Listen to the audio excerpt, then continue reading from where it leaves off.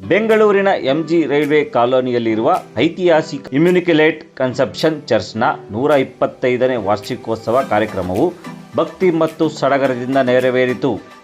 ಈ ಜುಬಿಲಿ ಮಹೋತ್ಸವದಲ್ಲಿ ರಾಜ್ಯದ ಮುಖ್ಯಮಂತ್ರಿಗಳಾದ ಸನ್ಮಾನ್ಯ ಶ್ರೀ ಡಿ.ಕೆ. ಶಿವಕುಮಾರ್ ರವರು ಮುಖ್ಯ ಅತಿಥಿಗಳಾಗಿ ಪಾಲ್ಗೊಂಡರು. ಬೆಳಿಗ್ಗೆಯಿಂದಲೇ ವಿಶೇಷ ಜಪಸರ, ಪ್ರಾರ್ಥನೆ ಹಾಗೂ ಕೃತಜ್ಞತಾ ಬಲಿಪೂಜೆಗಳು ಜರುಗಿದವು.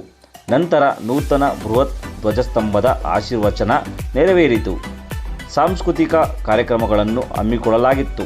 ಈ ಮಹತ್ವದ ಸಮಾರಂಭದಲ್ಲಿ ಕೇಂದ್ರ ರೈಲ್ವೆ ಖಾತೆ ರಾಜ್ಯ ಸಚಿವ ವಿ. ಸೋಮಣ್ಣ, ಮೈಸೂರು ಸಂಸದ ಯದುವೀರ್ ಕೃಷ್ಣದತ್ತ ಒಡೆಯರ್ ರವರು ಹಾಗೂ ಗಾಂಧಿನಗರ ವಿಧಾನಸಭಾ ಕ್ಷೇತ್ರದ ಶಾಸಕರಾದ ದಿನೇಶ್ ಗುಂಡೂರಾವ್ ರವರು ಉಪಸ್ಥಿತರಿದ್ದರು.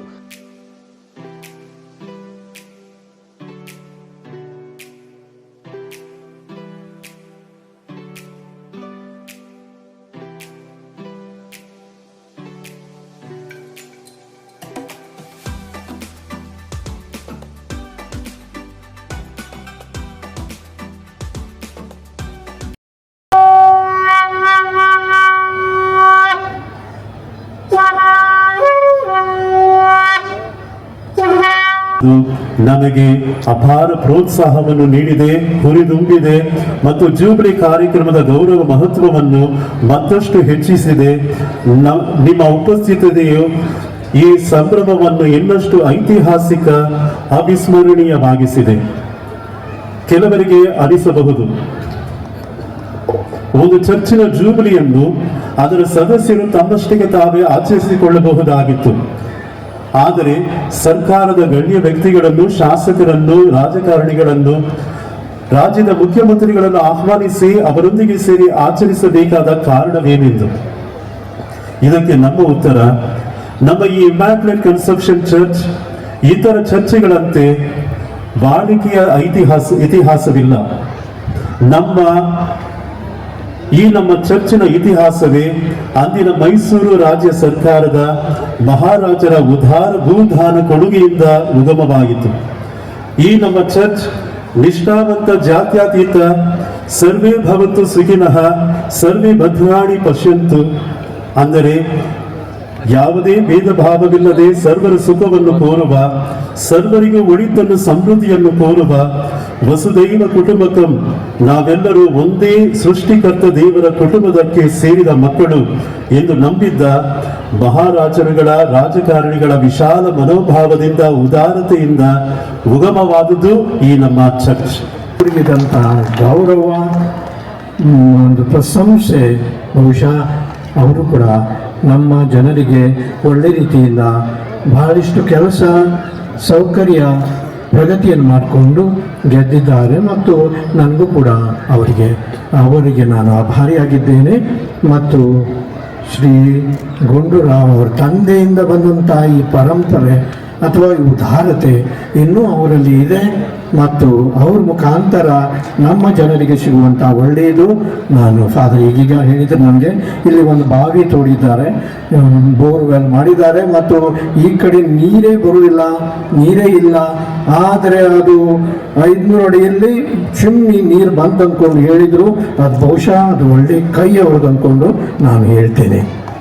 ಅದಕ್ಕೆ ಅದು ಕೂಡ ಮೂರನೇದಾಗಿ ನಮ್ಮ ಮರಿಯಮ್ಮನವರ ದೇವಾಲಯ ಮತ್ತು ಮರಿಯಮ್ಮನವರ ಹೆಸರು ನಡೆಯುವಂಥ, ಈಗೀಗ ಫಾದರ್ ಹೇಳಿದ ಹಾಗೆ ತಾಯಿ, ಅಮ್ಮ ಅಂದರೆ ಎಲ್ಲರಿಗೂ ಒಂದು ಪ್ರೀತಿಯ ಶಬ್ದ, ಒಂದು ಪ್ರೀತಿಯ ಸಂಬಂಧ. ಅದಕ್ಕಾಗಿ ನಾನು ಈ ಧರ್ಮ ಆ ಧರ್ಮ ಅಂತ ಹೇಳುವುದಿಲ್ಲ, ಆದರೆ ತಾಯಿಯ ಧರ್ಮ, ತಾಯಿಯ ಬಹುಶಃ ಮಮತೆ, ಪ್ರೀತಿ ನಮ್ಗೆ ಸದಾ ಇದೆ. ಅದಕ್ಕಾಗಿ ಆ ತಾಯಿ ಮರಿಯಮ್ಮನವರ ಹತ್ರ ನಮ್ಮೆಲ್ಲರ ಜನರನ್ನು ಮತ್ತು ವಿಶೇಷವಾಗಿ ನಾವು ಹಿಂದೂ, ಮುಸ್ಲಿಂ, ಸಿಖ್ ಎಲ್ಲರ ಜೊತೆ ಇದ್ದೇವೆ ಮತ್ತು ಎಲ್ಲರ ಸೇವೆ ಕೂಡ ಸೇರಿಸಿ ಪ್ರಯತ್ನಿಸ್ತೇವೆ. ಇಲ್ಲಿ ಒಂದು ಬಡ ಮಕ್ಕಳಿಗೆ ನಾವಿಲ್ಲಿ ಶಾಲೆ ಹಾಕಿದ್ದೇವೆ ಮತ್ತು ಹೆಚ್ಚಾಗಿ ನಮ್ಮ ಪೊಲೀಸ್, ರೈಲ್ವೆ ಈ ಕಡೆದ ಬಡ ಮಕ್ಕಳಿಗೆ ನಾವು ಸೇವೆ ಕೊಡ್ತಾ ಇದ್ದೇವೆ. ಅದೇ ರೀತಿಯಲ್ಲಿ ಬಾಕಿ ವಿಷಯದಲ್ಲಿ ಕೂಡ ಮತ್ತು ತಾಯಿ ಮರಿಯಮ್ಮನವರ ಪ್ರೇಮ, ಪ್ರೀತಿ, ಗೌರವ ಸದಾ ಇರಲಿ. ಅವರ ಆಶೀರ್ವಾದ ನಮ್ಮೆಲ್ಲರಲ್ಲಿ ಇರಲಿ ಅಂದ್ಕೊಂಡು ನಾನು ಹಾರೈಸಿ ಈ 125ನೇ ವರ್ಷದ ವಾರ್ಷಿಕೋತ್ಸವ ದಿವಸದಲ್ಲಿ ನಾವು ದೇವರಿಗೆ ವಿಶೇಷವಾಗಿ ನಾನು ಆಭಾರಿಯಾಗಿದ್ದೇನೆ. ನಮ್ಮ ಮುಖ್ಯಮಂತ್ರಿಗಳು ಹಾಗೂ ನಮ್ಮ ಸ್ಥಳೀಯ ಶಾಸಕರು ಬಂದ್ಕೊಂಡು ನಮ್ಮೆಲ್ಲರನ್ನು ಗೌರವಿಸಿದ್ದಾರೆ. ದೇವರ ಆಶೀರ್ವಾದ ನಿಮ್ಮೆಲ್ಲರ ಮೇಲೆ ನಾನು ಕೋರುತ್ತೇನೆ. ಪ್ರಮುಖರಿಗೆ ನನ್ನ ನಮಸ್ಕಾರ ತಿಳಿಸಿ, ವೇದಿಕೆಯಂತ ನಮ್ಮ ಆರ್ಚ್ ಬಿಷಪ್ ಸಾಹೇಬರಾದಂಥ ಪೀಟರ್ ಮರ್ಷಾಡರವರೇ, ನಿಮ್ಮ ನಮ್ಮೆಲ್ಲರ ನಾಯಕರು, ಈ ಕ್ಷೇತ್ರದ ನಿಮ್ಮ ಜನಪ್ರಿಯ ಶಾಸಕರು ಮಾನ್ಯ ಶ್ರೀ ದಿನೇಶ್ ಗುಂಡೂರಾಯ್ರವರೇ, ಫಾದರ್ ಅಲ್ಮೇಲರಾಜ್ ಕ್ರೈಸ್ತನ್ ಅವರೇ, ಆರೋಗ್ಯ ಸ್ವಾಮಿ ಅವರೇ, ಜಾಕಬ್ ರವರೇ,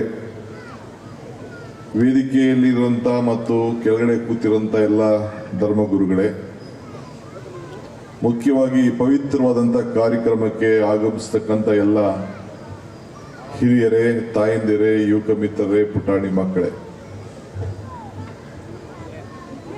125 ವರ್ಷ ತುಂಬಿದೆ ನಿಮ್ಮ ದೇವಾಲಯಕ್ಕೆ.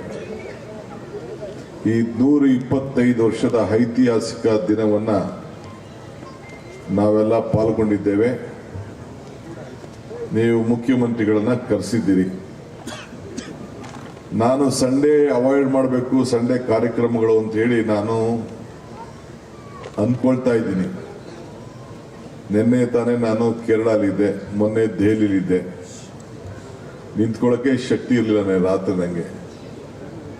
ಆದರೆ ಇವತ್ತು ಬೆಳಗ್ಗೆ ಲೇಟಾಗಿ ಬಂದಿದ್ದೀನಿ. RSS ಸತ್ಸಂಗ ಅಂತೇಳಿ, RSS ಅಂದರೆ ಇದರ RSS ಅಲ್ಲ, ಇನ್ನೊಂದು ರಾಧೇಶ್ಯಾಮ್ ಅಂತೇಳಿ ದೇವ್ರು ನಡೀತವು. 1 ಲಕ್ಷ ಜನ ಇದ್ರಲ್ಲಿ. ನನಗೆ ಆಶ್ಚರ್ಯ ಆಯಿತು. 1.25 ಗಂಟೆ ಅಲ್ಲಿ ನಡೆದಂಥ ಸತ್ಸಂಗ, ಪಿನ್ ಡ್ರಾಪ್ ಸೈಲೆನ್ಸು. ಸೊ ಹಾಗೆ ವಿವಿಧ ರೀತಿ, ವಿವಿಧ ಧರ್ಮ ಆಚರಣೆ, ಭಕ್ತಿ ಮನೋಭಾವದಿಂದ ಜನರ ಶಾಂತಿಗೋಸ್ಕರ, ನೆಮ್ಮದಿಗೋಸ್ಕರ, ಎಲ್ಲದಕ್ಕೂ ಮೀರಿ ಸಮಾಜ ಸೇವೆ ಮತ್ತು ತನ್ನ ಆತ್ಮಶುದ್ಧಿ ಮಾಡಿಕೊಳ್ಳಲು ಸೇವೆ ಮಾಡೋಂಥದ್ದು ಇಡೀ ನಮ್ಮ ಪ್ರಪಂಚದಲ್ಲಿ ಬಹಳ ಪವಿತ್ರವಾದಂಥ ಸ್ಥಾನ ಹೊಂದಿದೆ.